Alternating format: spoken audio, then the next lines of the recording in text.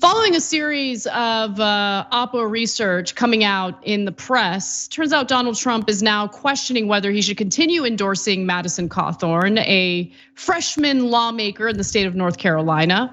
In fact, 3 sources spoke to the press about this, and Rolling Stone reports that one source said that lately Trump had voiced bewilderment and disgusted confusion about what he had been told about the flood of leaks and footage, asking at one point in recent days if one of the allegations was that Cawthorn was effing his cousin. Now, there was a video that came out, we talked about it on the show, featuring Madison Cawthorn in his birthday suit, if you will. It's being reported as dry humping his cousin. So that's out there. There were other pretty incriminating things that were released as well, including allegations of insider trading and such. Now, another source told Rolling Stone, quote, "President Trump is completely weirded out by the allegations."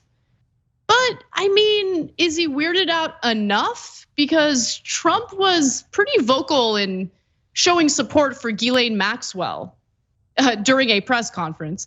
But anyway, Trump is not at the point of pulling his endorsement, but the former president says he wants to sit back and see what happens.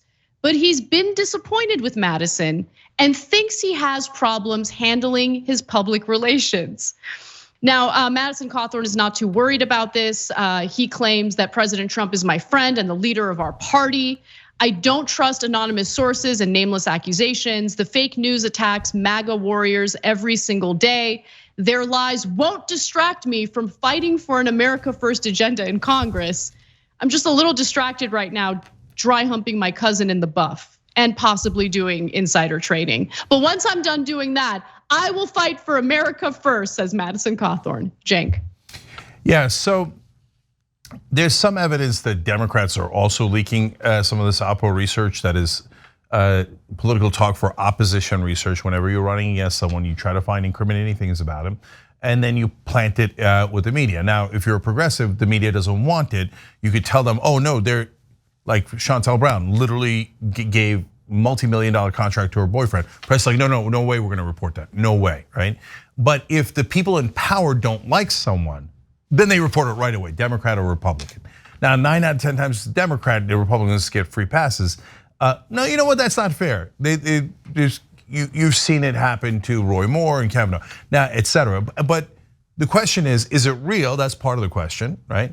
And then how should you react to it, knowing that the press is selectively printing things, and oftentimes the person that dug up the oppo research is picking out selectively and giving it at a certain time. Like, for example, a lot of these videos against Cawthorn, the Republicans apparently always had them. But since in their back pockets. Yep. A friend of mine used to tell us when we were going in the workforce, he said, you know, they have secret files on you at work. When we thought that was hilarious and conspiratorial, why would they have secret files? No, it turns out, yeah, people have secret files, okay? And it's definitely in politics, that's for sure. So the Republicans apparently kept a secret file on Madison Cawthorn, and as long as he was saying outrageous, terrible, awful things about Democrats, encouraging violence against them, saying people should pick up their guns, and maybe do some light violence. What is light violence? They never released it. They were totally fine with it. They're like, boy, go get him. And that's when Trump loved him, right?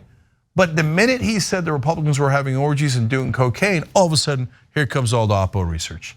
And all of a sudden, he's dry humping his cousin's head. The cousin is putting his hand on his groin, and he's in lingerie with girls. I mean, every kind of thing you could imagine. And by the way, the insider trading, et cetera, they did that first. And the Republican voters were like, who cares? Every one of our politicians is a thief. We willingly give them our money to steal. We have no problem with that, right? They're like, we be knowing about this. This isn't a problem. Yeah, and then they tried the lingerie with the women. They're like, but there's women in the picture, and what I wouldn't do for that. They're like, nah, it's fine too, right? So they had to go to the, hey, he might be gay. And then they whoa, this is effing disgusting.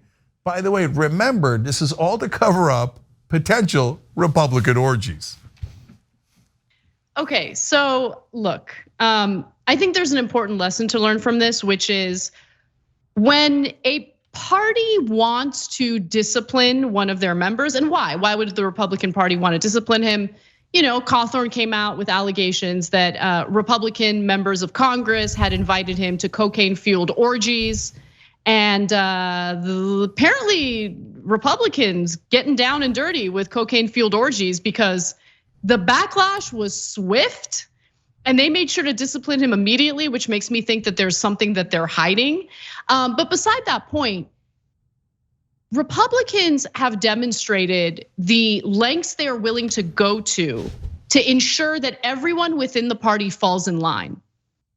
And I give you that piece of information because on the Democratic side, you don't see this kind of fight. You don't see this kind of backlash. You don't see this type of strategic maneuvering, if you will, when it comes to, let's say, Democrats like Joe Manchin, Kyrsten Sinema. You think there isn't oppo research on them? You think you couldn't destroy their political careers if you wanted to?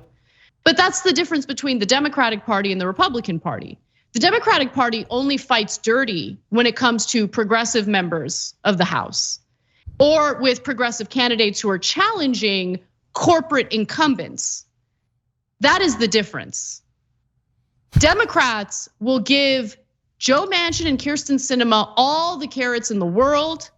They'll talk about them in complimentary ways on various interviews, but they'll never find a way to make sure that they fall in line. Because Cenk, why is it? Why is it that Democrats have treated Sinema and Manchin differently, given the fact that they have derailed Biden's agenda? It's because Biden never meant it. Corporate Democrats never meant it. And they love the fact that they have these useful members of the Senate that they can point to as the excuse for why they haven't accomplished a damn thing. We know damn well that if they wanted to accomplish Biden's agenda, they could have done it. Yeah. But their donors didn't want it. Their corporate, puppet masters didn't want it. And so they're gonna carry out what their corporate donors want, and they're not gonna fight dirty. Unless it's progressives, of course. So that's such a great point about Manchin and Sinema and how, of course, they have oppo research on him. But notice neither the Democrats nor the Republicans use it. They're like, oh, they're helping the corporate agenda. Well, of course, free pass. I mean, look, you don't have to go far with Manchin. I mean, nobody even mentions that he has a coal company, that he's personally profiting by killing these bills. And his son runs that company. And his daughter is the one that massively increased drug prices. She's one of the poster children for how awful corporate America could be. She outsourced jobs from West Virginia. Can I actually jump in on that, Cenk? Because I want people to understand the criminality involved in what Manchin's daughter did.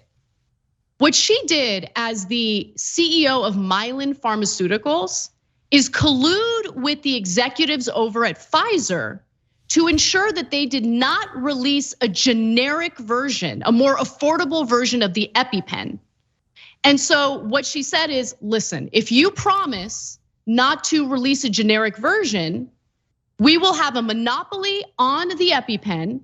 I will price gouge Americans to the fullest extent, and we'll do some profit sharing that way. And that breaks antitrust laws. It is illegal to do that. But Democrats, including Joe Biden, refuse to play that card. Refused to threaten Manchin and his family for the laws that they have broken, illegal activity that they have engaged in. He refused to do that, knowing full well that he had some leverage to ensure that Manchin would fall in line and help to get his agenda passed. But Biden didn't care about his agenda. He did care about maintaining an excuse within the Senate for why his agenda didn't pass. Yeah, and you just go on social media anywhere, you'll see tons and tons of brainwashed Democratic voters saying, oh, there was nothing they could do. I mean, what did you want them to do? What could they possibly do? There's actually a million things they could do, but you never heard it because you watch mainstream media. And they tell you, no, you had to surrender to Manchin and Sinema. But when it comes to Cawthorn, the minute he touched the interests of the powerful, all of a sudden there was a lot of things they could do. All of a sudden, videos on top of videos, stories on top of stories, right? So you can see, look, and they do this all the time. Democrats do it against progressives, and I mentioned some, but you remember during the race, the 2020 race, They found passages that Bernie wrote in the 1970s to smear him with. I mean, they had people digging and digging for decade after decade after decade to find a smear, which then everyone in the press immediately printed as if he wrote it yesterday. And I predicted for you guys that they would call him anti-Semitic, and by the end of the campaign, they had called Bernie Sanders, who's Jewish, anti-Semitic. They called me anti-Muslim. I was born Muslim. There's no end to how they will smear progressives. But Biden, we asked him, can you talk about the crime law that he passed? He's the one that put all those people in prison. He's the reason we have to do criminal justice reform. Nope, not gonna talk about it. Well, how about the bankruptcy law where we all have student debt we can't get rid of because of Biden? He was the lead author of that, and they used to call him the senator from MBNA. That was a credit card company. It was so well known how corrupt Biden was in Washington that they called him the senator from a credit card company. Okay, shh. Never, ever used it, never shared that. And that's not even oppo research, that's just policy differences. You see how the media cherry picks evidence to attack whoever they want, and then gives a free pass to anyone who's in favor of the powerful. Which then brings us back to Madison Cawthorn, who I owe half an apology to. Don't get us wrong, we hate Madison Cawthorn. He's a nut job, okay? But we're fair. So when he said, people who are against drugs in their policies, I saw them doing lines of coke, I instantly believed him, okay? But when he said that the older Republicans were inviting him to orgies, I said on the show, there's no way that's true with Chuck Grassley's inviting Cawthorn to orgies. This guy's crazy. Cawthorn makes up stuff all the time. I'm sure he made that up. But now that I see the Republican reaction, oh my God, it might be true. Because if it was false, they'd be like, fake news, who cares, right? But man, they are up in their feelings. They are set to destroy this guy, which makes me think, oh my God, what are they doing in Washington? I do not want to picture Chuck Grassley getting after it. Thanks for watching The Young Turks, really appreciate it. Another way to show support is through YouTube memberships. You'll get to interact with us more. There's live chat emojis, badges. You've got emojis of me, Anna, John, JR. So those are super fun. But you also get playback of our exclusive member-only shows and specials right after they air.